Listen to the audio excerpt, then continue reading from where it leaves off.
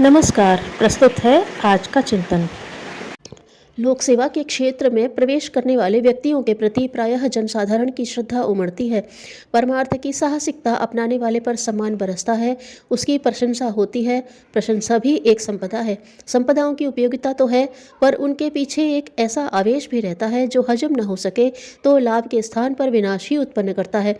धन हजम न हो तो दुर्व्यसन उत्पन्न करेगा, बुद्धि हजम न हो तो कुचक्र षड्यंत्र रचेगी, बल हजम न हो तो उद्दंडता के रूप में प्रकट होगा। हजम न होने पर विष भी अमृत बन जाता है, हजम न होने पर अमृत भी विष बन जाता है। यश हजम न हो तो ऐसा अहंकार होता है जिसकी तुष्टि के लिए लोकसेवी अपना चिंतन, चरित्र, व्यक्तित्व एवं भविष्य को हे स्तर का बनाकर उतना पतित हो नीचे गिरता है जितना कि सेवा से सर्वथा दूर रहने वाले सामान्य श्रमिक भी नहीं गिरते।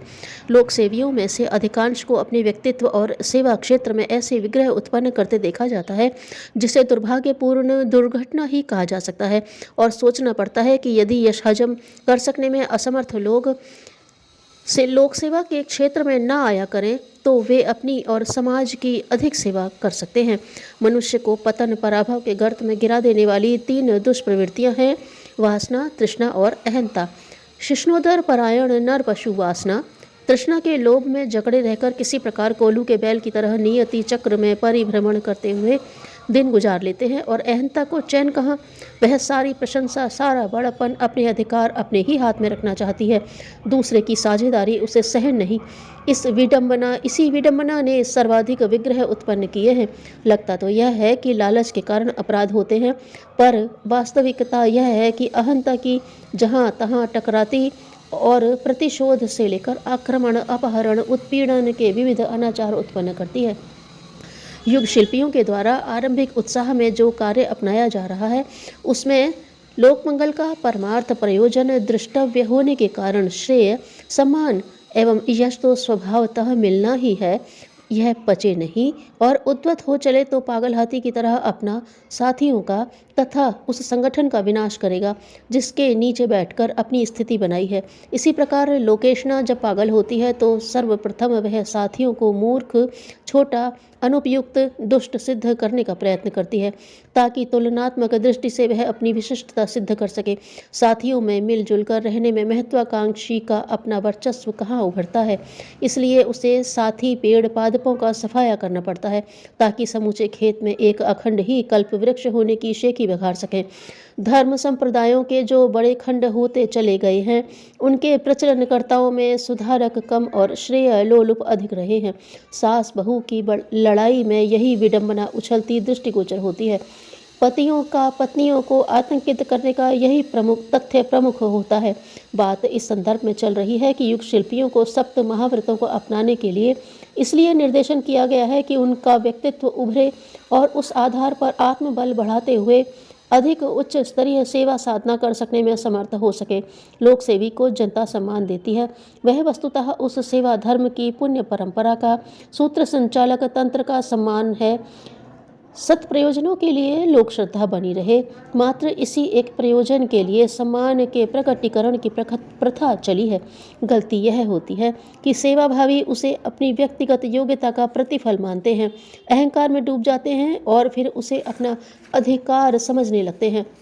जहाँ उसमें कमी होती है वहाँ अप्रसन्न होते हैं, अधिक पाने के लिए आतुर रहते हैं, बंटवारा होने के कारण साथियों को हटाने या गिराने का प्रयत्न करते हैं। ऐसे ही हथकंडे अधिक मात्रा में सम्मान पाने के लिए प्रयुक्त किए जाते हैं। इस आपाधापी में कौन कितना सफल हुआ यह तो ईश्वर ही जाने, पर यह आंख पसार कर सर्वत्र देखा जा सकता है कि यश लोलुपता, पद लोलुपता, अहमान्यता किसी के छिपाए नहीं छिपती, उभर कर ऊपर आती है और बदले में घृणा, तिरस्कार पनपने लगता है।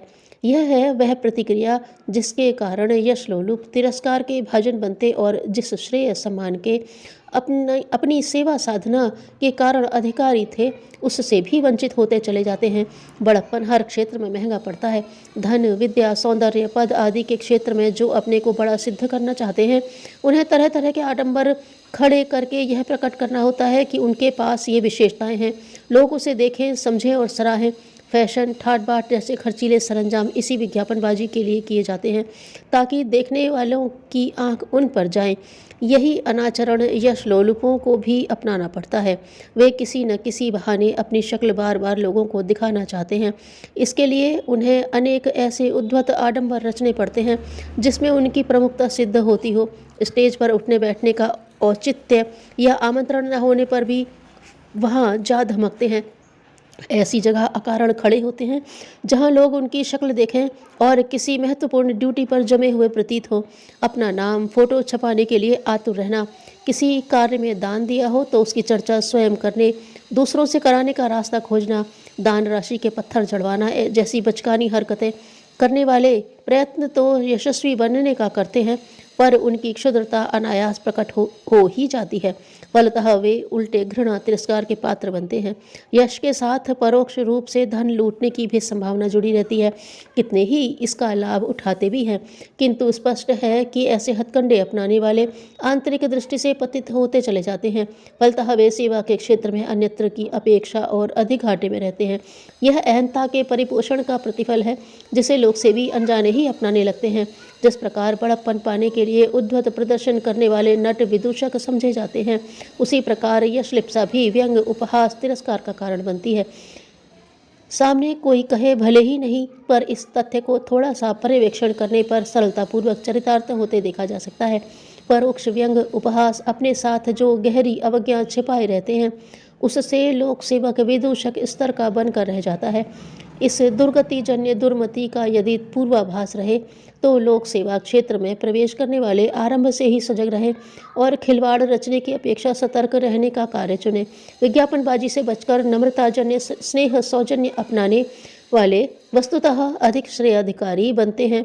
यशलिप्सा भी छाया की भांति है, उसके पीछे दौड़ने वाले असफल रहते और खीज पश्चाताप के अतिरिक्त और कुछ पाते नहीं। इनकी अपेक्षा वे कहीं नफ़े में रहते हैं। जो श्रेय दूसरों को बांटते हैं, स्वयं पीछे रहते हैं। विनम्र स्वयं सेवक की तरह जिन्हें अपनी श्रम साधना परमार्थ परायणता के आधार पर मिलने वाले आत्मसंतोष को ही पर्याप्त मानने की विवेक दृष्टि रहती है, वे अनचाहा यश पाते हैं। उन्हें वह गहरा स्नेह सद्भाव प्राप्त होता है जिसके साथ साथियों, परिचितों का विश्वास और सहयोग प्रचुर मात्रा में जुड़ा रहता है। दूरदर्शिता इसी में है कि लोग सेवी सच्चे मन से यश, पद, लोलुपता, अहंता छोड़ें, विनम्रता अपनाएं, दूसरों को आगे रखें, स्वयं पीछे रहें, अपना बखान स्थगित करें, अपना चेहरा चमकाए नहीं, वरन उस तरह रहें जैसे कि सादा जीवन उच्च विचार के सिद्धांत में आस्था रखने वाले अपनी चारित्रिक विशेषता और व्यवहार के कारण महानता के उच्च पद पर जा पहुँचते हैं। वर्तमान सर्वाधिक महत्वपूर्ण है और उपलब्ध परिस्थितियां स्वयं के विकास के लिए सर्वोत्तम साधन हैं।